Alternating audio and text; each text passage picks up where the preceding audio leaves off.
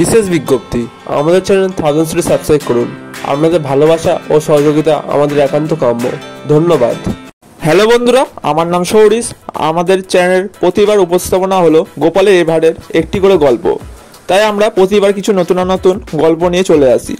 আজকে আমাদের গল্পের চ্যানেলের উপস্থাপনা হলো সবচেয়ে বড় ফার্সি শব্দ নামক গল্পটি। চলো বন্ধুরা, দেরি না করে আজকের এই অসাধারণ গল্পটি শুরু করা যাক। সবচেয়ে বড় ফার্সি শব্দ। মৌলভী সাহেব একদিন মক্তবে ফার্সি পড়াতে পড়াতে প্রশ্ন করলেন, আরবি ফার্সিতে সবচেয়ে বড় শব্দ কি? যে যা জানো তোমরা ভেবে চিন্তে সব বলো। 12-14 অক্ষরের এক একটা শব্দ ছেলেরা অভিধান থেকে টেনে টেনে বার করতে লাগলো। মৌলভী সাহেব টুপি নাড়াতে নাড়াতে একবার এধার একবার ওধার ঘাড় দুড়িয়ে বললেন, না না, এর চাইতে বড় শব্দ আছে, তোমরা ভেবে বলো। তখনকার দিনে ফার্সি জানা থাকলে দরবারের কাজে সুবিধা হতো। এই জন্য কাজের আশায় গোপাল সেখানে পড়তো।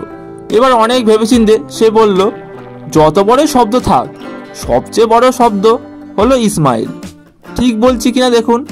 মৌলভীর চোখ তখন কপালে।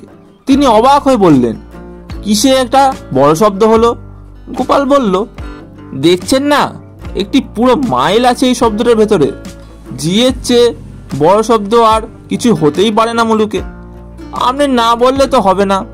বন্ধুরা, গল্পটিতে গোপালের যুক্তি ঠিক ছিল না ভুল ছিল সেটা অবশ্যই কমেন্ট করে জানাবেন। আর গল্পটি ভালো লাগলে একটি লাইক করে দিয়ে আমার চ্যানেলের পাশে থাকবেন। দেখা হচ্ছে পরবর্তী ভিডিওতে। ততক্ষণ ভালো থাকুন, সুস্থ থাকুন, আমার চ্যানেলের সাথে জুড়ে থাকুন।